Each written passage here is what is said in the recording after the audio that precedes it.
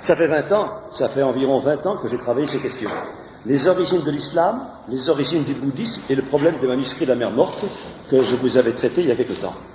Rappelez-vous-en bien, je dis que là, il y a 3 impostures, j'appelle ça les mots clairs, des impostures, qui ont été fabriquées par les savants pour vous fausser l'intelligence.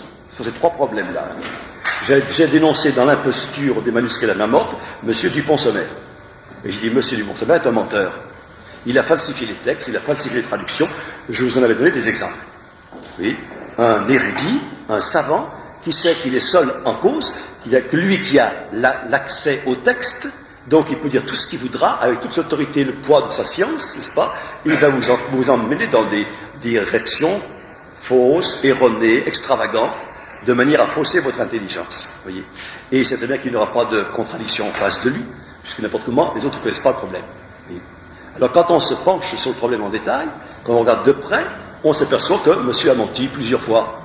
C'est ce que je veux dire pour le bouddhisme. Vous voyez, les spécialistes, ils ont menti. Ils savaient très bien que ce n'était pas vrai et ils ont menti. J'avais pris l'exemple dans ma conférence sur les manuscrits de la Morte, dire que Pline l'Ancien déclare que les Esséniens se trouvent au-dessus d'Angadi et traduire par au nord d'Angadi, de manière à faire coïncider les Esséniens avec le monastère de Qumran. Ça, c'est une trahison de texte, simplement. Au-dessus d'Angadi, c'est pas au nord d'Angadi. Au-dessus d'Angadi, ce sont les monts de Juda. Mais c'est pas Qumran. J'avais expliqué à ce moment-là. Vous voyez. Bon, on fait des espèces de falsifications de traduction, puis au bout d'un moment, on fait dire au texte ce qu'ils ne disent pas. Alors, ce que je vais vous dire maintenant, je ne l'aurais pas écrit, je ne l'aurais pas dit il y a 10 ans. Tout en étant convaincu que ce que je vais dire est vrai. C'est pas parce qu'il y avait encore, il y a 10 ans, un certain nombre de textes, un certain nombre d'écrits qui mettaient en cause l'essentiel de ce que je vais vous dire. Et moi-même, j'étais gêné, même par tous ces textes-là. On affirme des choses, on traduit des textes, on fait dire à des mots ce qu'ils ne disent pas. Alors soi-même, on dit, je ne comprends pas, ça ne correspond pas avec le reste. Jusqu'au jour où, au bas d'une page, d'une note d'un article de revue, brusquement, il y a un nouvel érudit qui dit, mais c'était pas vrai. Il a dit ça, mais c'est pas vrai. Il a attribué à telle pièce de monnaie, ou tel texte à un tel, mais ça appartient pas à lui, mais à un autre, voyez. Et puis on a fait des erreurs encore, des erreurs calculées ou voulues, sur un certain nombre de chronologies. Voyez. Et alors avec ça, eh bien, on est très gêné. Donc, ce travail était en place depuis très longtemps. J'ai hésité à le mettre à l'écrire. Cette fois-ci, je l'ai bien écrit.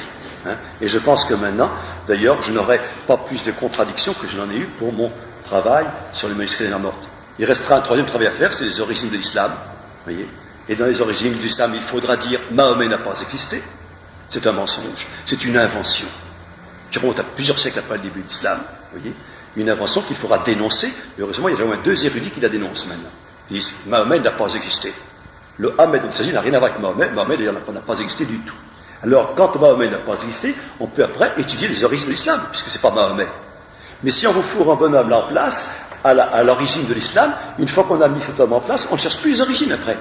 Puisqu'on a fabriqué une fausse origine. Et on l'a imposée, avec le nom d'autorité de tous les grands islamologues, depuis un certain temps. Et heureusement, il y a au moins 2 prêtres, 2 religieux, qui ont mis en garde la compte. D'abord, l'abbé Bertuel, qui a dit Mahomet n'a pas existé, et actuellement le frère Bruno Bonnet-Aymar, qui refait la traduction du Coran, en montrant très bien que Mahomet n'a rien à voir avec le Coran. Alors à partir de ce moment-là, on peut chercher d'où vient le Coran. Oui. Et ça, c'est notre problème, ce n'est pas mon problème d'aujourd'hui. Le problème d'aujourd'hui, c'est les origines du bouddhisme. Alors, en plusieurs parties, d'abord, aux sources du bouddhisme. Disons, nous allons décanter les choses en éliminant les mensonges, ce que j'appelle l'imposture. Et lorsqu'on l'aura éliminé, on verra apparaître la véritable origine du bouddhisme. Et là, tout deviendra clair. L'histoire religieuse de l'Asie centrale et de l'Inde se présente à nos regards occidentaux comme doublement handicapée.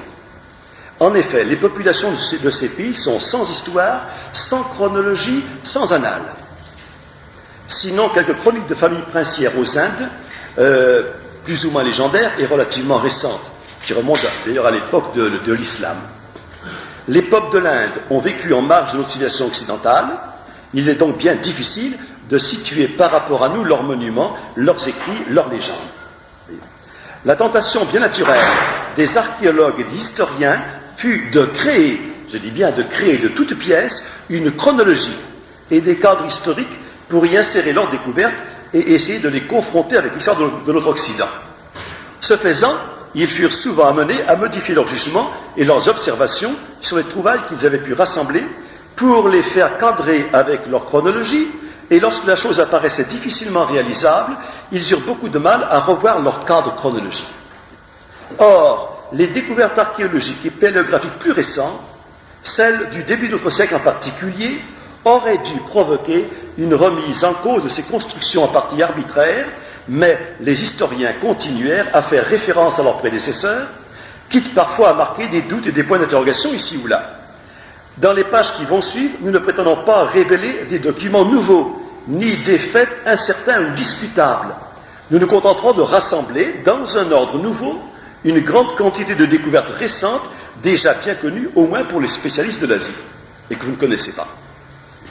Nous nous efforcerons de rejeter les chronologies reçues dans les manuels classiques pour faire apparaître des aspects nouveaux et inattendus auxquels les regards n'étaient pas habitués. Alors nous verrons se dessiner sous nos yeux un tableau inédit des origines du bouddhisme. Et donc vous ne connaissez pas. Je dis bien encore par le marché que ces impostures de fabrication de chronologie qui ont été faites par l'historien Hussein Gagné ont passé dans les dictionnaires, dans les encyclopédies de l'Ouest. Et puis c'est resté marqué, inscrit. Et alors après, les érudits modernes, quand ils sont en face de ça, n'osent pas rejeter tout ça. Et alors ils essaient de faire combiner comme ils peuvent leurs nouvelles découvertes avec des chronologies qui n'y cadrent pas du tout. Une deuxième difficulté devra être levée.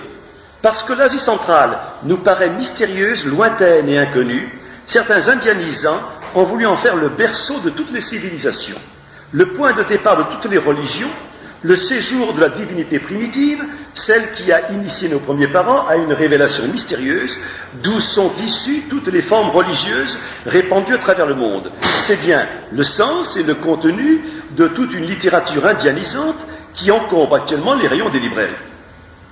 Vous voyez, c'est l'Inde qui est la source de tout. Toutes les religions ne sont que des déformations des religions de l'Inde ou du bouddhisme. Le christianisme étant un bouddhisme, etc.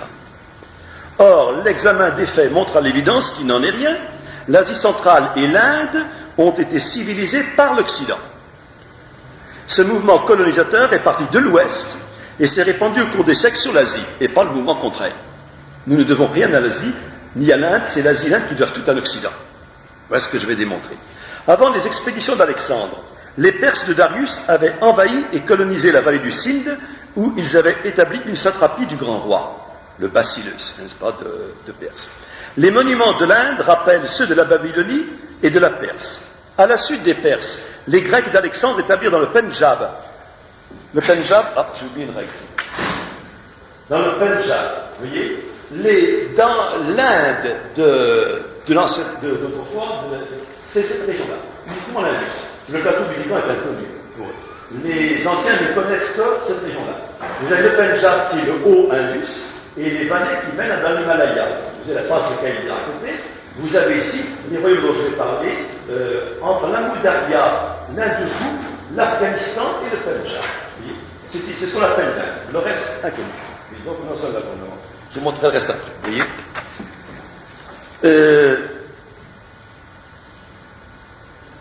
voilà. Les Grecs d'Alexandre établirent dans le Pendjab des royaumes grecs. Et pendant plusieurs siècles, ces Grecs vont développer sur toute l'Asie centrale une civilisation hellénique, celle des royaumes de Bactriane et de Sogdiane, qui ont laissé dans les manuscrits hindous le souvenir des Yavanas. Voyez, et dans les monuments de l'Inde, la marque de l'influence grecque et romaine. Les Yavanas, ce sont les Grecs, dans les livres hindous. Le comte Goblet d'Alviela a démontré, entre les deux guerres déjà, cette œuvre civilisatrice dans son ouvrage intitulé « Ce que l'Inde doit à la Grèce », autant dire tout l'essentiel de sa civilisation, depuis la sculpture, la peinture, jusqu'à la littérature et même l'art dramatique. Toute la civilisation de l'Inde vient de la Grèce. Ce sont les Grecs qui ont civilisé l'Inde. Voilà ce qu'il faut savoir. Et c'est fondamental. À partir du début de l'ère chrétienne, c'est pas bien à quelle époque, l'invasion des Scythes et des Parthes, c'est pour ça que j'ai mis une nom propre là-bas pour qu'on sache comment ça s'écrit, l'invasion des Scythes et des Parthes, qui sont les Pallavas des manuscrits de l'Inde, provoqua un bouleversement des influences occidentales. Ces Parthes et ces Scythes sont venus du sud de la Russie, et ils ont conquis les royaumes de l'Inde, mais ils en ont conservé et respecté la civilisation. Et ils ont répandu cette civilisation hellénique en Asie centrale. Dès le 2e ou le 3e siècle de notre ère, ils ont constitué un pont entre l'Inde et les pays nouvellement convertis au christianisme. Nous verrons que ces royaumes scythes sont à l'origine de l'expansion du bouddhisme à travers l'Asie. Nous assistons donc bien là à un mouvement civilisateur venu de l'Occident qui se répand sur l'Asie. En effet, si nous constatons au cours des siècles des mouvements migrateurs de populations venues de l'Asie du Nord, les Mongols, les Tatars, les Turcs, si vous voulez, les Seldjoukides, en direction du Sud et de l'Europe, nous constatons également que ces peuples, en émigrant, saccagent et détruisent tout sur leur passage, mais qu'une fois stabilisés et fixés au sol, ils subissent une influence civilisatrice d'origine occidentale, grecque, latine et même chrétienne. Et ceci est fondamental pour comprendre l'origine et l'expansion du bouddhisme. Le Caucase, voici le pays des Parthes et des Scythes, qui ont passé pour la Caspienne, qui ont occupé cette plaine-là, ils sont arrivés dans les royaumes de Sogdiane et de Bactriane. Le Bactre se trouve au nord d'Afghanistan, ici. Ce sont des royaumes qui sont, si vous voulez, à cheval sur les montagnes et la plaine de l'Afghanistan. Et à cheval en même temps sur le Gandhara, qui est une des provinces des différents rameaux de l'Indus. L'Indus se divise dans la montagne en une série de rameaux. Vous voyez, l'Indus s'appelle le Gandhara, qui est une province de Bactriane. Dans le Bactriane, toute cette région-là, jusqu'à la France du Québec. L'Afghanistan et le Pendjab, qui sont reliés entre eux. Le Pakistan n'en fait pas un ou deux. Et nous sommes donc très près de l'Iran, c'est-à-dire de la Perse, l'ancienne Perse. Prétendre que le bouddhisme est à l'origine des religions de l'Asie occidentale, c'est bâtir une hypothèse sur du vide. Si les Perses, les Grecs et les Scythes ont occupé pendant des siècles le nord-ouest de l'Hindustan, ce que je viens de dire, c'est donc le Pendjab, vous voyez, si des communautés chrétiennes se sont établies dans les Indes et l'Asie centrale, l'Europe n'a jamais subi d'invasion indienne, ni connu d'église bouddhique. En Europe, on ne connaît pas. Vous voyez, les monuments de l'Inde témoignent d'une influence persane et grecque.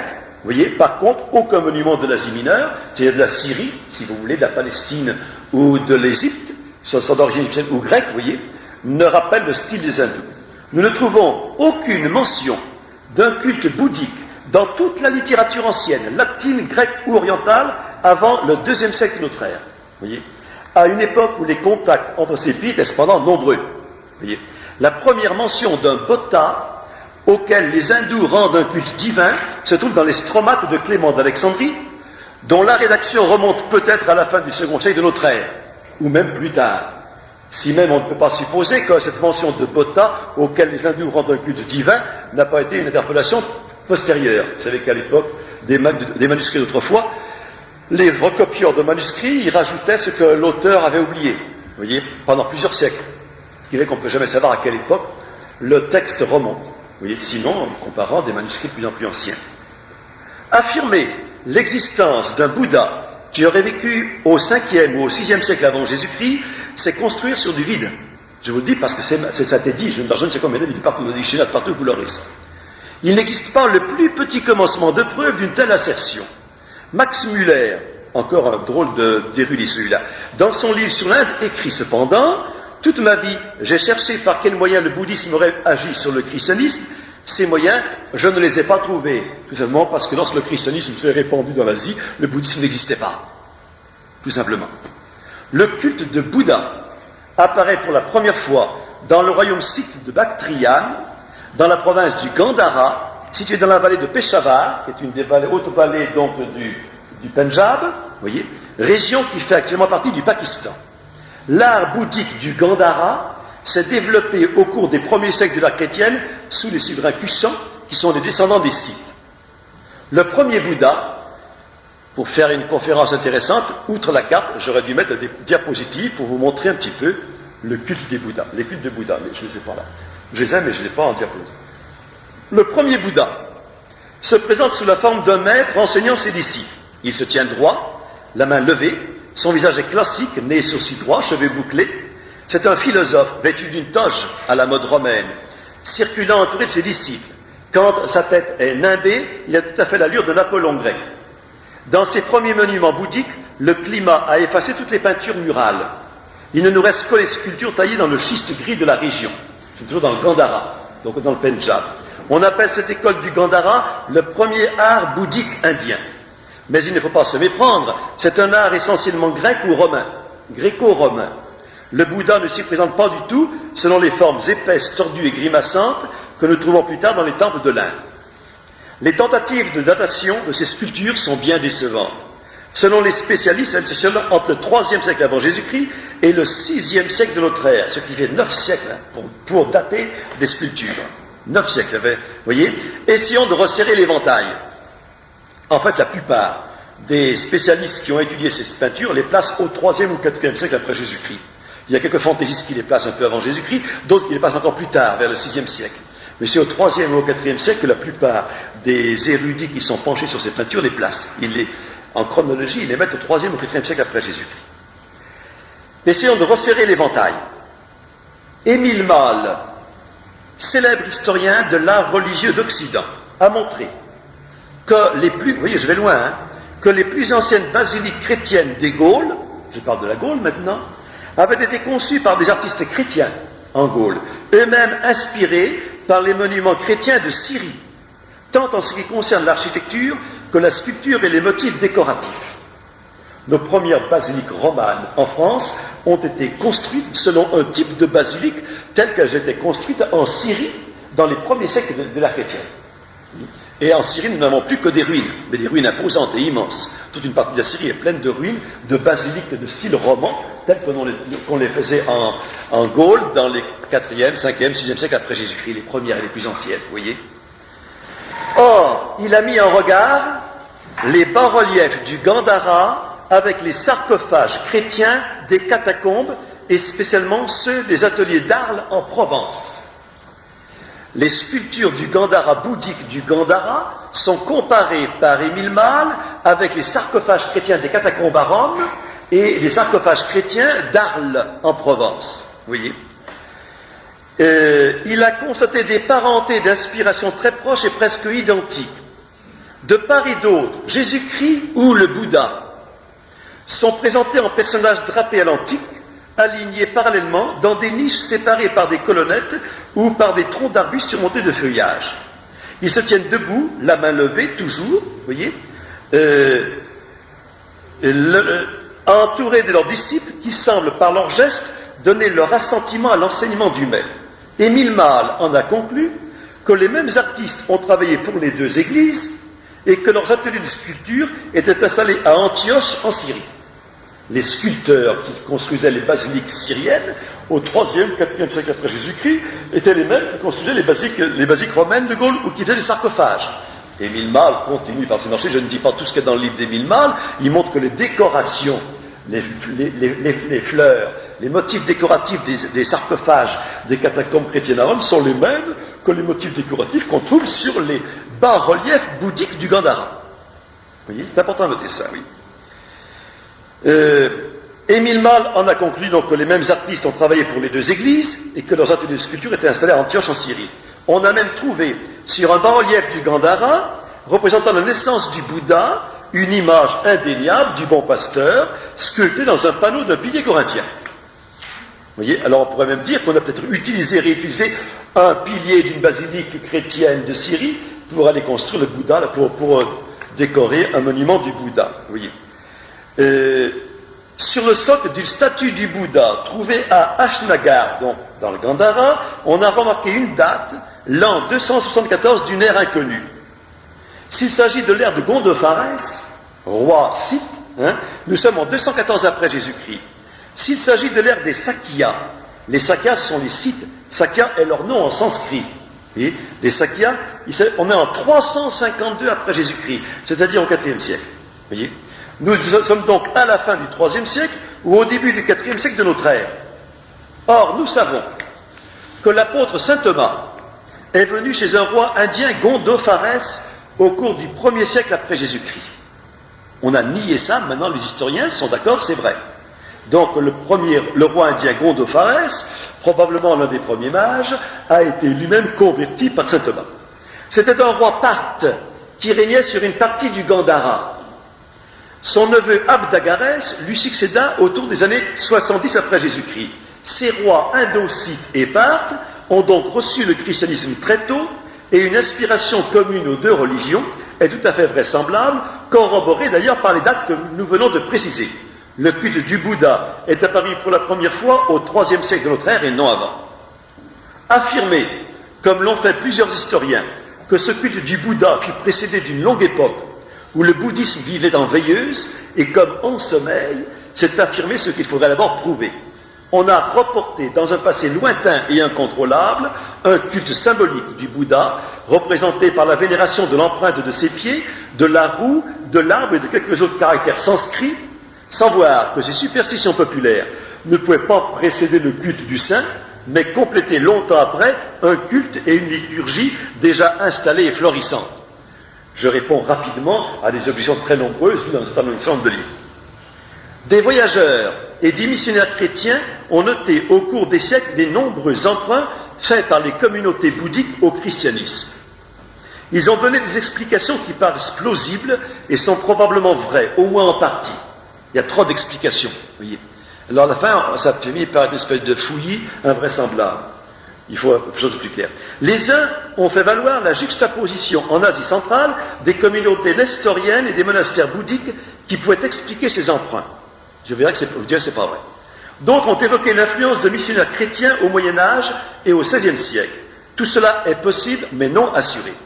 Cependant, les découvertes archéologiques et paléographiques de la fin du siècle dernier et du début de celui-ci font apparaître une influence bien plus considérable et décisive sur la formation du bouddhisme. Il s'agit des Manichéens. Au lieu d'inventer un Bouddha mythique qui aurait vécu plusieurs siècles avant l'ère chrétienne, les historiens auraient dû observer d'abord les Bouddhas véritables qui ont existé, que nous connaissons puisque eux-mêmes se sont donné ce titre de Bouddha qui veut dire illuminé. C'est ce qu'il reste à démontrer. Alors, deuxième partie, le Bouddha de lumière Mani. Le manichéisme s'est présenté comme une religion de la lumière, église de la justice. L'église, c'est la communauté des élus, des justes, des véridiques, des parfaits, les cathares, c'est-à-dire les parfaits, vous voyez. Elle comprend des auditeurs, ça veut dire ceux qui apprennent la vérité, des catéchumènes donc, qui sont agenouillés devant les élus, les dignitaires qui jouissent de l'initiation complète, pour recevoir l'imposition des mains en signe du pardon de leurs péchés. Ça, c'est la position classique des auditeurs, des catéchumènes avec les élus, les saints, les parfaits, les cathares, des gnostiques. Le fondateur de cette église est un certain Sithianos, ça veut dire le Scythien. On n'en sait pas plus, on sait seulement le Scythien, qui vivait, dit-on, au temps des apôtres. Dit-on, on ne sait rien. Il aurait prêché une gnose chrétienne en Palestine. C'est en tant que spécialiste de la gnose que j'ai étudié tout ça, bien sûr, et que j'ai inventé ces personnages-là, dont je vais vous parler. Son disciple Térébinthe. Mais Térébinthe, c'est le nom d'une plante, vous voyez. Donc c'est certainement un pseudonyme. Térébinthe, c'est une plante dont on tire de l'huile, ça veut dire qu'elle était oint, etc. Vous voyez, une espèce de Christ, si vous voulez. Son disciple Térébinthe rédigea 4 livres contenant son enseignement, l'enseignement de Sithianos, qui sont les mystères, les chapitres, l'évangile et le trésor. C'est ce qui est dit, mais je ne le crois pas, parce que ces 4 livres-là sont des œuvres de Mani lui-même. Mais puisqu'on les connaît, ces livres-là, on les a.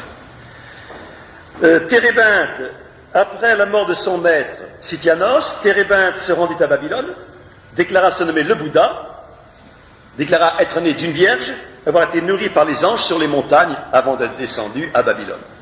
Mais le maître qui a donné son nom à cette église gnostique, c'est Mani, que les latins et les grecs ont appelé Maniché, qu'on appelait en perse Manès, avec une dissonance perse en S, mais c'est Mani, le vrai nom c'est Mani, vous voyez.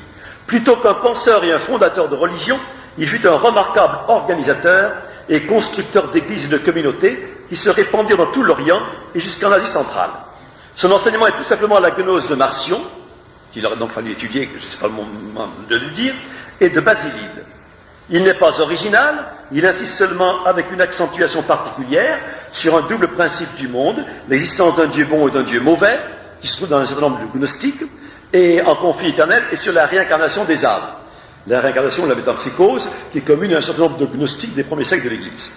Il se donne là le nom de Mani, ce qui veut dire en sanskrit « gemme, pierre précieuse, perle ». Vous voyez. Dans un hymne manichéen, intitulé « Le chant de la perle », tiré des actes de Thomas, il est salué du titre de fils de roi. Dans cet hymne, on nous raconte que le Créateur a posé dans le corps d'Adam une perle précieuse qui, passant de corps en corps, a donné naissance à Jésus dans le sein de Marie. Lui-même, Mani, se dit fils d'une veuve, donc conçu par l'opération du Saint-Esprit, Les francs-maçons, qui sont les authentiques héritiers des manichéens, s'appellent encore aujourd'hui entre eux les fils de la veuve. Voyez. Il est donc lui aussi sorti de la perle, cette pierre précieuse dont il a pris le nom. Installé en Babylonie, comme son maître Térébinthe, il explique à ses disciples. Après que l'église de la chair a été élevée dans les hauteurs, alors a été inauguré mon apostolat, sur lequel vous m'avez interrogé. L'église de la chair, c'est l'église de Jésus-Christ. Jésus-Christ, vous voyez. Sur lequel vous m'avez interrogé. Depuis lors, le Paraclet a été envoyé, l'Esprit de vérité qui est venu à vous dans cette dernière génération, conformément à ce qu'avait dit Jésus. À l'heure où je partirai, je vous enverrai le Paraclet, et quand le Paraclet sera venu, il instruira le monde et vous parlera de la justice. C'est le texte même de Mani, ça. Vous voyez, important de noter ça, le Paraclet. Parce que le Paraclet a été attribué aussi à Mahomet. On en parlera une autre fois. Puis il raconte que pendant le règne du roi Ardachir, roi sassanide, qui régna au IIIe siècle de notre ère sur la Perse, le Paraclet vivant est descendu vers lui, s'est entretenu avec lui et lui a révélé les mystères cachés. Après les avoir énumérés, il conclut. Ainsi m'a été révélé par le Paraclet tout ce qui est arrivé et tout ce qui arrivera, tout ce que l'œil voit, tout ce que l'oreille entend, tout ce que l'intelligence comprend. Par lui, j'ai appris à tout connaître, c'est la gnose, connaître. Par lui, j'ai vu le tout, c'est le panthéisme. Je suis devenu avec lui un seul corps et un seul esprit. Il s'agit donc d'une identification totale avec l'esprit divin. Le manichéisme est bien, comme toute gnose, une hérésie qui s'est développée sur le tronc chrétien comme une tumeur parasite. C'est mon thème général, tumeur au sein de l'Église. Vous voyez ? En effet, Mani se dit fidèle disciple de Jésus. Ses lettres commencent par la formule Manicheus Apostolus Jésus Christi. Il a composé des hymnes en l'honneur de Jésus. Ses disciples en ont composé d'autres en son honneur. Prière à Mani, hymne en l'honneur de son martyr, psaume pour la fête du Béma en l'honneur de sa mort, etc. On lit en tête de ces Kifalaya, ou chapitres, l'illuminateur égale le Bouddha, dit à ses disciples, à la fin des années du roi Ardachir, je suis parti pour prêcher. Je me suis rendu sur un vaisseau au pays des Indiens, Gandhara. Et je leur ai prêché l'espérance de la vie, et j'ai choisi là-bas une bonne élite. L'année où le roi Ardachir mourut, et où son fils Shapur devint roi, il me fit venir, et je me suis rendu sur un vaisseau, du pays des Indiens dans le pays des Perses, et du pays des Perses, je viens dans le pays de Babylone. Vaisseau, sur un véhicule. Mon vaisseau est équivoque. Dans l'introduction de son livre des Kefalaya, Mani insiste sur ces trois précurseurs. Jésus, Zaradès, c'est Zoroastre, voyez, et Bouddha. Ce sont, dit-il, ces trois frères, interprètes de la même sagesse. Et tous les apôtres, mes frères qui sont venus avant moi, n'ont pas écrit leur sagesse comme je l'ai écrite. Ils ne l'ont pas représentée par des peintures comme je l'ai peinte. C'était un artiste, Mani. Ma religion, dès son origine, dépasse les religions antérieures. On remarque la progression dans cet aveu. Jésus ne se distingue pas de Zaradès ni de Bouddha pour l'enseignement, voyez. Cependant, il est toujours donné le premier, de sorte que les autres semblent être ses disciples. Ils n'ont pas donné un enseignement original, distinct du sien. Mani marque bien l'identité de leurs enseignements. Jésus, le Bouddha et Zoroastre, c'est le même enseignement. Ce sont les maîtres de l'église gnostique qu'il n'a pas fondé. Mani ne l'a pas fondé, mais qu'il a répandu en Asie. On ne trouve pas dans son enseignement des caractères particuliers qui pourraient venir d'un bouddhisme enseigné avant lui, tel qu'il nous apparaît aujourd'hui dans les livres sanscrits. Dans l'enseignement original de Mani, écrit Burkit, donc un spécialiste du siècle dernier, je ne vois aucune trace assurée qui nous y fasse reconnaître le bouddhisme comme élément constitutif. Bouddha est mentionné par Mani avec respect, comme il mentionne Platon, important, et Hermès Trismégiste, donc disciple de Platon et d'Hermès Trismégiste. Il est donc un maillon dans une chaîne de maîtres gnostiques successifs. Alpharique affirme que Mani n'a pas connu le Bouddha, mais seulement la gnose de son temps. Vous voyez, je parle des Alphariques, Burkit et compagnie, ce sont les spécialistes du bouddhisme au siècle dernier, qui n'ont pas connu le Bouddha depuis. Lorsque l'église chrétienne, grecque ou nestorienne, faites attention, l'église chrétienne, c'est latine, grecque, c'est la vraie église, nestorienne aussi. Ce qu'on appelle nestorienne, ne sont pas nestoriens du tout. Ils ne sont pas hérétiques du tout, c'est l'église chrétienne d'Asie, nestorienne. Acceptait le retour de manichéens convertis, elle leur imposait une formule d'abjuration par laquelle ils rejetaient l'enseignement de Sityanos, de Zaradès, de Bouddha et de Mani. Voyez ? Donc il y avait bien une filiation Cythianos a formé Zaradès Zoroastre, Zoroastre a formé le Bouddha, et le Bouddha a formé Mani. Et Mani est le dernier des 4. Ces 4 personnages étaient donc considérés par les églises latines, grecques et nestoriennes comme les chefs successifs d'une même religion. Il apparaît évident donc que le Bouddha dont parle Mani n'est autre que son prédécesseur Térébinthe. Voyez. La 3e homélie des Manichéens nous raconte la passion de Mani. C'est un démarquage systématique de la passion du Christ et des récits de martyrs chrétiens. On ignore la date de sa mort. Il est arrêté par le roi sassanide, jeté en prison, où il meurt d'épuisement après quelque temps.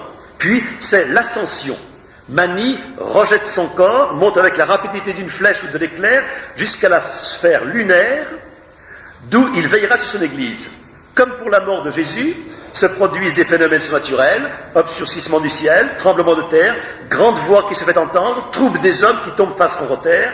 Le bruit de sa mort se répand dans la ville, les disciples se rassemblent à la porte de la prison et se lamentent. 3 saintes femmes viennent baiser le visage du mort et s'enfuient par crainte du roi. Il ne s'agit pas d'une crucifixion, bien que le mot soit employé. On parle de la crucifixion de Mani, ou d'Argirday. Mais il faut bien comprendre le sens de ce mot chez les gnostiques. La croix, pour les gnostiques, c'est le stauros, la limite qu'il faut franchir pour abandonner son corps de pourriture et remonter dans le plérôme, le grand tout divin. C'est ça, la croix a un tout autre sens que chez nous, chez les chrétiens. Le premier successeur de Mani, c'est Marcisine, que les Grecs ont appelé Sicinios. Manichéos, Sicinios, c'est une désignance en ios, rajoutée au mot persan. D'autres homélies nous racontent sa consécration par Mani emprisonné, son martyre, sa crucifixion entre guillemets. Lui aussi s'est nommé le Bouddha, l'illuminé. Son nom fut joint à ceux des autres premiers disciples de Mani dans la célébration du Bema, qui est l'anniversaire de sa mort. Ce sont Thomas, probablement l'auteur de l'évangile gnostique dit de Thomas, qui n'est pas Saint Thomas, mais c'est Thomas-là, probablement, mais j'en suis pas sûr. Adas ou Atto, en latin Adimante et Hermas. Selon Faustus de Mylène, qui est un évêque manichéen, après le bienheureux père Maniché, Adimante est le seul auquel on doit s'attacher. Et c'est saint Augustin qui signale l'ouvrage de ce dernier, contre lequel il dut composer un traité. Rappelons que tous les successeurs de Mani se sont intitulés Bouddha, c'est-à-dire illuminés. Ce long développement sur la vie de Mani, le Bouddha est destiné à faire apparaître dans le récit de la vie du Bouddha, tel que nous la connaissons aujourd'hui, les emprunts considérables, les reprises presque textuelles des textes manichéens ou chrétiens auxquels vont s'ajouter, au cours des siècles, des légendes assez nombreuses pour défigurer la source première. Essayons de rétablir l'essentiel. Le Bouddha s'appelle encore Sakya Muni, ce qui veut dire le moine Muni, le moine de la caste des Sakyas, donc des Scythes, puisque c'est le nom sanskrit qui veut dire Scythe, Sakya. Le maître venu d'Occident pour enseigner les peuples de l'Inde. Il sort de lignée royale, comme Mani qui se dit fils de roi. Il est conçu de sa mère Maya Devi, la femme du roi Suddhodana, qui a appris en songe qu'elle concevra son enfant sans le concours de son époux. Il est donc fils d'une vierge, oui, puisqu'elle n'a pas le concours de son époux. La même chose, c'est toujours la perle précieuse qui passe de corps en corps, et il ne faut pas qu'il y ait de père, puisque le père, c'est Dieu lui-même. Voyez. Sa mère accouche appuyée sur un acacia dont les branches s'abaissent pour la recouvrir, épisode que l'on retrouve dans les évangiles apocryphes. Voyez. Il sort de la hanche droite de sa mère, beau, brillant, pur autant qu'une gemme, donc une manie, parce que gemme ça veut dire manie, voyez, posée sur une fine moussine de Bénarès, ça c'est des formules de l'Afrique. À sa naissance, une étoile se lève à l'ouest, voyez. Tous ces faits sont empruntés à l'évangile de l'enfance et à l'évangile de Jacques, qui sont d'origine gnostique. Les évangiles donc apocryphes, et pas les vrais évangiles. Notons que le titre de Mani est appliqué plusieurs fois dans les invocations qui lui sont adressées par les moines bouddhistes aujourd'hui. On continue toujours à l'appeler Mani, le Bouddha. Voyez. Un vieillard, renommé pour sa sagesse, le riche Asita, vient comme Siméon saluer l'enfant et prédire sa haute destinée, en versant des larmes parce qu'il ne vivra pas assez longtemps pour en être témoin. Bouddha reçoit la révélation de sa mission sous le fameux ficus religiosa, le figuier qui joue un rôle si important dans les évangiles. Puis Bouddha jeûne pendant 49 jours, et non pas 40, mais qu'il y a une erreur sur le 0 et le 9 qui se ressemblent en arabe. Il subit la tentation de Mara, le malin, qui lui propose l'empire du monde, puis l'engage à entrer dans le nirvana. Le Bouddha résiste et met en fuite des légions du prince des ténèbres. Il subit une transfiguration où son corps resplendit de lumière. Plusieurs de ces récits sont incontestablement empruntés aux évangiles, par exemple le fils prodigue, l'aveugle-né, la femme de caste inférieure rencontrée à la fontaine. Puis il fait une entrée solennelle dans sa ville natale, Kapilavastu, voyez, dimanche des Rameaux, vous voyez, dont il prédit la destruction prochaine. Ses disciples se groupent autour de lui, un traître Devadatta se vise dans leur rang. Au moment de sa mort, le soleil s'obscurcit, un météore tombe, l'orage éclate, le sol tremble et un vent de terreur passe sur la terre. Voilà un récit qui pose problème, comme on dit aujourd'hui. Comment attribuer les scènes les plus importantes de la vie du Bouddha à un personnage qui aurait vécu plusieurs siècles avant l'ère chrétienne? La chose est tellement invraisemblable qu'elle en paraît proprement impossible. Rappelons encore que cette hypothèse est construite sur le vide et ne repose sur aucune preuve. Mais, c'est pas fini, un examen plus attentif des ruines ensablées de l'Asie centrale va nous faire assister à la lente transformation, je dis lente, j'aurais pu dire rapide aussi bien, des communautés manichéennes en monastères bouddhistes. Sur la route de la soie. Le bouddhisme est né au IIIe siècle de notre ère dans le royaume gréco-scythe et part de la Bactriane au nord-ouest de l'Inde. Je vous ai montré la Bactriane, Punjab, Afghanistan et au-dessus des monts Hindous. Saint Thomas avait évangélisé cette région. Mani y a enseigné sa doctrine gnostique et dès ce IIIe siècle, le bouddhisme se répand dans toute l'Asie centrale le long des deux routes de la soie qui relient cette région à la Chine, l'une en contournant le nord du désert central et du désert de Gobi, l'autre en longeant au sud la chaîne de l'Himalaya et le Tibet. Le Xinjiang, vous voyez, est le désert central, le Xinjiang. Vous avez après ça la dépression du Golfe Nord, vous voyez, et le désert de Gobi, dans le marchand du désert de Gobi. Il y a deux routes, une qui tourne autour de ce désert par le nord, celle qui va passer à Tourfan, particulièrement la région de Tourfan, et l'autre qui longe le Kuen au sud, qui ira jusqu'à Tuen Wang, que j'ai marqué là-bas, c'est presque la deux grandes routes. C'est là, sur ces deux routes, que le manichéisme va se répandre avec le bouddhisme au cours du 4e et 5e siècle après Jésus-Christ. C'est ce que je vais vous expliquer maintenant. Ce qu'il faut remarquer d'abord, c'est que les villes-étapes qui jalonnent ces deux routes contiennent des monastères construits dès cette époque, 3e, 4e siècle après Jésus-Christ. Le style, les ornements, les bas-reliefs, les peintures de ces bâtiments ont été retrouvés au 19e siècle parmi les ruines. On y remarque l'empreinte d'un art iranien, originaire d'Iran, qui a subi l'influence grecque et romaine. Les artistes sont venus de Syrie. Le Bouddha y conserve les caractères de l'art du Gandhara. À Miran, au sud du lobe nord, vous avez vu le lobe nord, c'est marqué lobe nord, Miran, au sud du lobe nord, donc sur la route au sud de la soie, un ancien sanctuaire bouddhique nous a livré des fresques dignes de Pompéi. Nous avons la surprise d'y découvrir un Bouddha accompagné de ses moines, de personnages imberbes coiffés du bonnet phrygien, voyez, et donc pas hindou ni chinois, de génies ailés de quadrige. Le nom du peintre est Tita. Le style est romain et syriaque. Faut-il en conclure, dit Victor Golubov, que le peintre est un artiste formé dans quelque atelier d'Antioche ou de Bactriane. En fait, ça vient d'Antioche. Les apôtres du bouddhisme qui pénétrèrent en Chine sont des Parthes ou encore des Indocites, de culture iranienne ou grecque, et non pas du tout des hindous. Les hindous n'ont rien à voir avec les questions. Venus de l'Afghanistan, la première communauté bouddhique installée à Luoyang, au Nanfu, la capitale de l'Empire chinois, a été fondée par un Parthe. Des découvertes plus sensationnelles encore vont nous montrer, dans un grand nombre de monastères bouddhiques de l'Asie centrale, les preuves de leur origine manichéenne. Monsieur von Lecoq, un Allemand, vers les années 1900, a parcouru la route de la soie au nord du désert, dans la région de Tourfan. Ce pays était occupé au 7e et au 8e siècle par un peuple mêlé d'éléments scythes, iraniens et turcs, les Ouïghours. Leur capitale, Chotcho, appelée aujourd'hui Kaohsiung ou Karakoya, fut visitée par M. von Lecoq, qui allait de surprise en surprise. Il y trouva une haute pyramide à 3 étages, comprenant 6 niches qui abritaient jadis des bouddhas peints et dorés. L'un d'eux gisait plus loin, privé de sa tête. Donc il y avait un ouragan qui a passé et des hommes qui ont détruit tout cela. Von Lecoq y remarqua les mêmes caractères que nous avons trouvés sur les monuments du Gandhara. Plus loin, vers le centre de la ville, une immense bâtisse composée de 3 salles rectangulaires, entourée d'une série de pièces plus petites et voûtées. Sur le mur de la pièce septentrionale, celle du nord, après avoir abattu un mur plus récent, apparut une fresque majestueuse. Un grand prêtre debout, revêtit les ornements sacerdotaux, à la mode chrétienne, vous voyez, entouré de son clergé tout habillé de blanc. Chaque personnage porte son nom sur sa poitrine, en caractère ouïghour, mais les noms sont iraniens. Le plus grand, c'est Mani. Son nom est marqué dessus, c'est Mani, le prophète suprême. Dans l'édifice à coupole de la partie sud, nous fîmes une horrible découverte, écrit von Lecoq.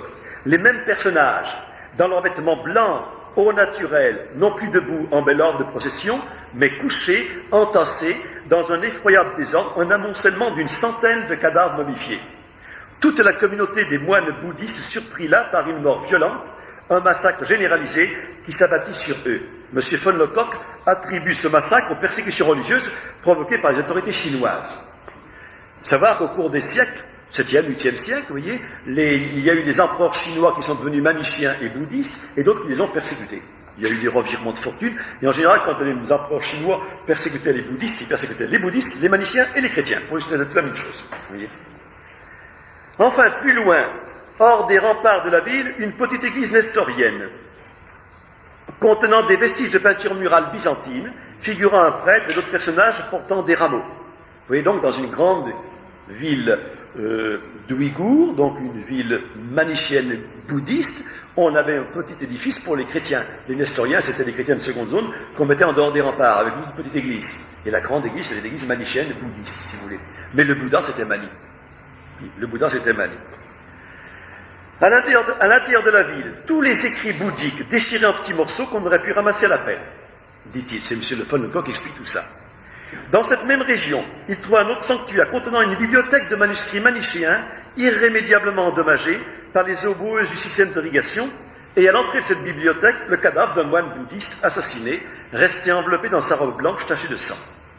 M. von Lecoq déclarait à la fin de sa vie que c'était là la plus sensationnelle découverte qu'il avait faite durant toute sa carrière de chercheur.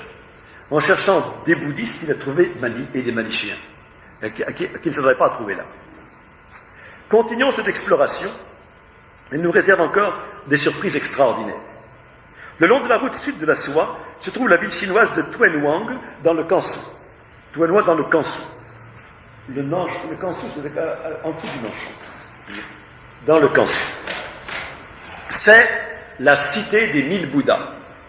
Elle contient un monastère bouddhique très bien conservé, avec des salles peintes et sculptées dans le rocher. Dans l'une d'elles, deux chercheurs, Sir Orelstein et M. Pelliot, un Français, se firent ouvrir un placard muré dans lequel ils trouvèrent des milliers de manuscrits anciens que le bon moine était bien incapable de déchiffrer. Ils réussirent à lui en acheter plusieurs lots importants. Quelle surprise! Au milieu de manuscrits bouddhiques, ils trouvèrent un grand nombre de manuscrits manichéens. Dans un monastère bouddhiste, muré. Manuscrits impossibles à lire, sinon les érudits qui peuvent le faire. Tout ceci s'est fait entre les deux guerres. Vous avez 20-30, vous voyez. D'abord, un catéchisme de la religion du Bouddha de lumière Mani, traduit de l'iranien en chinois en 731, 8e siècle, sur ordre impérial. Les moines bouddhistes, ils savaient très bien que le Bouddha c'était Mani, et ils l'écrivaient en 731, sur ordre de l'empereur de Chine, qui était favorable au bouddhisme. On y apprend que le Bouddha de lumière est né au 8e jour d'une 2e lune dans le royaume de Sunlin, qui désigne chez les Chinois l'Asie occidentale, donc la Syrie ou la Babylonie. C'est la traduction de M. Pelliot. C'est le 8e jour d'une 2e lune, c'est la date habituelle de la naissance du Bouddha. Or, ici, elle est très bien maintenant. Un autre fragment de ce même catéchisme, appelé fragment Stein, est reproduit dans des compilations chinoises du XVIIIe siècle, où le Bouddha est encore appelé Mani. On sait que le Bouddha, c'est Mani au XVIIIe siècle en Chine. Au XIXe, on ne sait plus en Europe. Vous voyez ? Puis, ils déchiffrèrent des manuscrits en pelvi, en sogdien, en vieux turc, en ouïghour, en chinois, où l'on prêchait la religion de la lumière, des deux principes, vous savez, bon et mauvais, et des trois mouvements, passé, présent, avenir. Vous voyez ? Un recueil d'hymnes et de prières avec leur notation musicale. Et ce qui nous rappelle que les manichéens, au dire de Saint-Augustin, aimaient beaucoup la musique. Un formulaire de confession reconstitué fragment par fragment grâce aux découvertes de M. Radloff, identique à celui qui est pratiqué par les bouddhistes. Une règle de la communauté qui nous apprend quelles conditions doit remplir celui qui veut rentrer dans les ordres, un autre fragment de la vie du Bouddha, un fragment d'évangile apocryphe, là-bas, dans les monastères bouddhistes, ils connaissaient l'évangile, ils l'avaient, vous voyez, et ils l'ont recopié même. De l'évangile apocryphe, c'est les évangiles gnostiques, bien sûr, un autre fragment de la vie du Bouddha, un livre saint incomplet d'une religion de la Perse, publié à Pékin, trouvé aussi à Tuanhuang. C'est un traité manichéen, datant de 900 environ, au Xe siècle encore, ils savaient que le Bouddha c'était Mani. Recueil de morceaux choisis, empruntés aux divers ouvrages de Mani lui-même, Xe siècle encore, assis au milieu de ses fidèles, est censé répondre aux questions que lui pose son disciple préféré, Atto ou Hadas. En présence d'une si prodigieuse découverte de manuscrits manichéens en grand nombre, des milliers de manuscrits manichéens, dans un monastère bouddhiste. En grand nombre dans plusieurs monastères bouddhiques de l'Asie centrale, les historiens actuels n'ont pas compris que l'enseignement de ce manuscrit était identique à celui des bouddhistes, que le Bouddha dont ils suivaient les leçons, c'était Mani lui-même. Parce qu'il faut bien comprendre que jamais les disciples du Bouddha, Mani, se sont appelés manichéens. Ils ne sont jamais appelés manichéens, c'est le terme qui leur fut appliqué par les historiens grecs et latins en Occident, mais pas en Orient. Ils étaient seulement les fils de la lumière, les disciples du Bouddha, le lumineux. Ces historiens, gênés par la certitude qu'ils avaient de l'existence d'un bouddhisme antérieur au christianisme, ont essayé de raccrocher ces documents manichéens à la religion du Bouddha par l'idée d'un emprunt. Les manichéens, disent-ils, ont pratiqué un syncrétisme systématique. D'autres disent que le bouddhisme semble avoir coexisté avec le manichéisme chez les Ouïghours. Charles-Henri Puech, dans son livre sur les manichéens, nous dit qu'ils exploitent le rapprochement afin d'appliquer à Mani les textes bouddhiques supposés antérieurs. Il précise que dans le catéchisme chinois, dit Fragmenstein, dont nous avons parlé, s'entremêlent taoïsme, bouddhisme et manichéisme. Le taoïsme, c'est la gnose des Chinois, c'est le même enseignement que Mani, bien sûr. En effet, ce catéchisme chinois donne comme précurseur à Mani Lao Tse et Bouddha, mais dans son même plan. Bouddha et Lao Tse sont les mêmes personnages. Dans le fragment de Turfan, on a trouvé la succession des apôtres, des ancêtres de Mani et du Bouddha. Liste des prophètes de l'humanité. Il y a Sem, Enoch, Nicodème, Enoch, Jésus. Vous voyez? J'aurais des choses à dire, parce que Enoch, il y a un Enoch qui est le dieu qui est adoré par les Mandéens. Et les Mandéens, ce sont les gnostiques de Perse. Il en existe encore maintenant, qui adorent Enoch. Vous voyez? Donc vous avez ici une filiation gnostique très intéressante.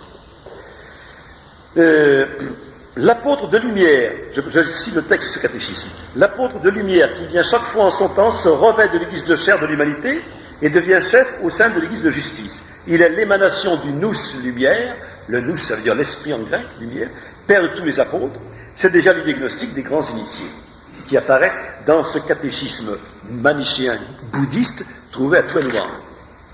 Mélange, syncrétisme ou coexistence, encore faudra-t-il expliquer le pourquoi de cette rencontre entre ces deux systèmes religieux, le pourquoi de l'identité des personnages, moines bouddhistes ou manichéens, Bouddha ou Mani, qui a emprunté à l'autre. Quand nous lisons par exemple les emprunts faits au christianisme dans la biographie du Bouddha, nous sommes bien obligés de penser que l'un a précédé l'autre. Si nous voulions même examiner les choses de plus près, nous voyons que le bouddhisme a fait un tri dans ses emprunts, et nous apercevrions qu'il a rejeté du christianisme les mêmes éléments qui ont déjà été rejetés par les gnostiques manichéens. Le culte de la croix n'existe pas, la notion du sacrifice, pas de sacrifice, les sacrements, pas de sacrements, etc. Et que les emprunts qui lui sont parvenus ont été copiés dans des évangiles apocryphes et gnostiques. Évangile de Jacques, évangile de l'enfance, qui sont des évangiles gnostiques et qu'on retrouve à Tuanhuang et à Turfan, dans les monastères bouddhistes. En conclusion, il apparaît que le bouddhisme central n'est pas venu de l'Inde, mais de la Perse et des royaumes scythes, ce qui laisse penser que le bouddhisme a pénétré tardivement dans l'Inde et qui n'a pu s'y mettre que très provisoirement, car il s'est heurté là à l'hostilité déclarée des brahmanes. Nous y reviendrons. De Mani au Bouddha. Mani avait des connaissances étendues en peinture et en sculpture, grâce auxquelles il avait acquis une grande célébrité en Asie. Il parcourut l'Hindustan et le Turkestan.